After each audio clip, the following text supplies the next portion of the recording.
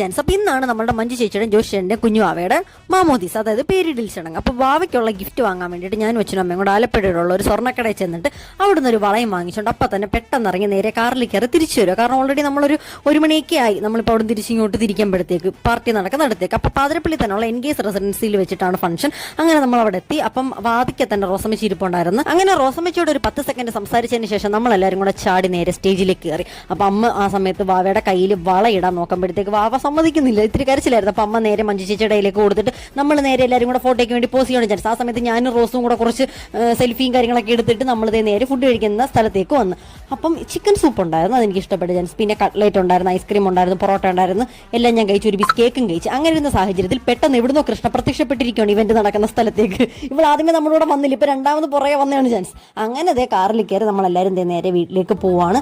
So നിങ്ങൾക്ക് ഈ video ഇഷ്ടപ്പെട്ടിട്ടുണ്ടെങ്കിൽ please do like, share, subscribe.